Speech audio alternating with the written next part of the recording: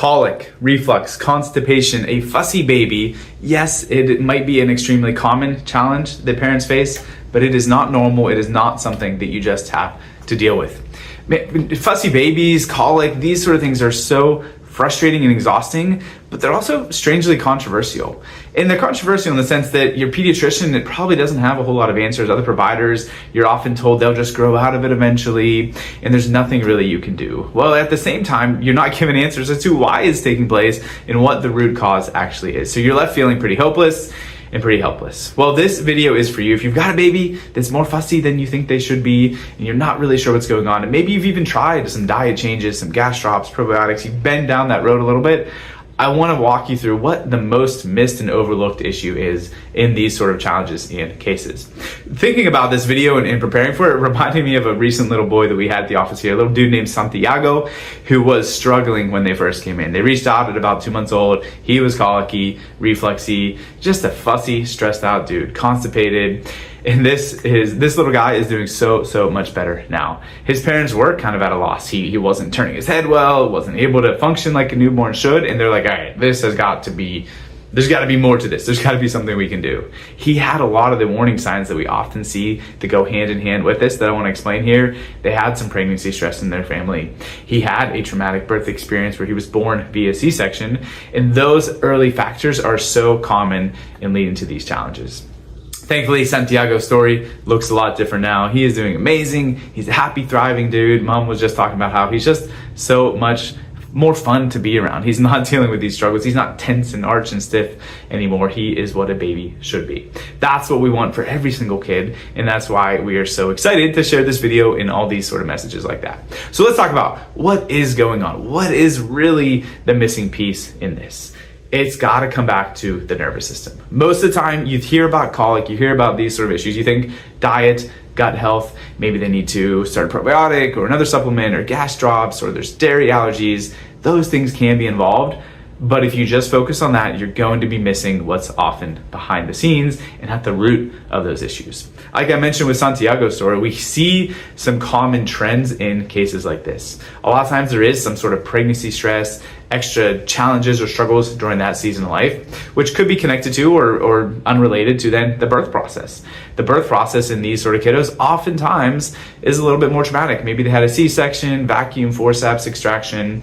Even without those specific named ones though, so many of these kids, maybe they were induced or they had a prolonged labor, they were pushing for a long time, or their shoulders got stuck, their head wasn't coming out, and maybe the doctors and midwives were pulling and turning and twisting at that super sensitive head and neck. There's some sort of intervention beyond just mom and baby calling the shots and doing their thing in birth.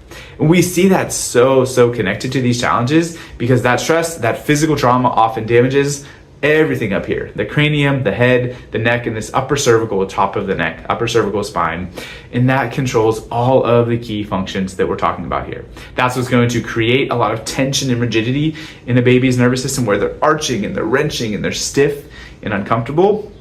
It's going to be related to then their head movement, how well they're able to move their head and neck back and forth. Are they able to open their mouth to nurse and to feed properly? And then the nerve up here called the vagus nerve comes out of the base of your skull, runs right by those first couple cervical vertebrae. That vagus nerve controls what's called our parasympathetic nervous system, or what we call the brake pedal, the calming side of our neurology. And that brake pedal is our digestion. That's our rest, our relaxation. All of our calming growth and development and wellness sides in the nervous system are coming from that vagus nerve. So that sounds like the opposite of what is going on with a colicky, refluxy, constipated, fussy baby, right? They're not relaxed. They're tense and stiff and arching. Their gut and their belly is bothering them. Maybe they're not going to the bathroom all the time. Usually it's because that sympathetic, parasympathetic, or gas pedal versus brake pedal part of their nervous system is out of whack. It's out of balance, and almost always we can trace that back to what is going on in that brainstem upper neck area. So we've got to unlock that. We've got to heal from that birth trauma to get them on a better path. And there absolutely can be other factors at play here, right? Maybe there is a dairy intolerance. Maybe there is a tongue tie or a lip tie or something that is affecting their ability to feed properly. Those are not irrelevant.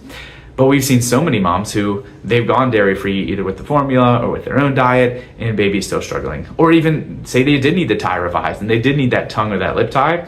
the tension, if it's coming from the nervous system, is still going to be there. Yes, that was a piece of the puzzle, but if you're not actually addressing that root issue, the way the neurology works, you're never going to get to the bottom of it, and your kid's never really going to be doing as well as they should. And that's honestly just how development works. When that newborn is developing in the womb, the nervous system is what starts that process. And so that's what we've got to start that healing process with.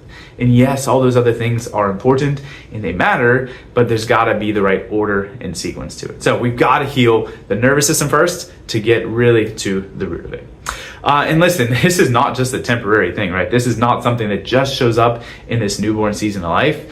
The older kiddos that we work with, maybe they are school age or they're in that toddler range, we see that these colic, reflux, constipation, nursing challenges early on are often the babies that are then also dealing with torticollis or plagiocephaly, needing a helmet, and their head's not moving properly. They're often dealing with recurring ear infections, which then can lead to motor and speech delays, tonsils, adenoids inflamed, and maybe even needing removed. On to the school age struggles like sensory processing disorder, anxiety and emotional regulation behavior issues, and even ADHD, autism, and on and on and on.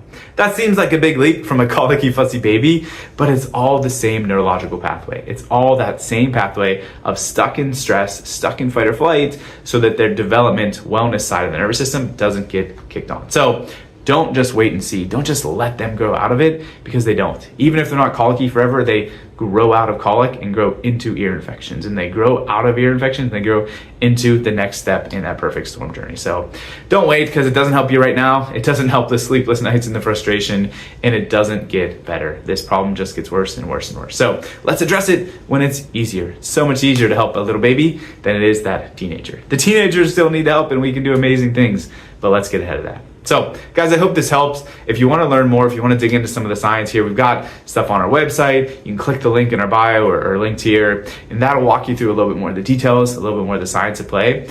And we'd love to help your family thrive. We'd love to help be a part of that healing journey. If this is something going on right now with your kid, please reach out. Let's get your kid scanned. Let's see what's going on and start that wellness journey.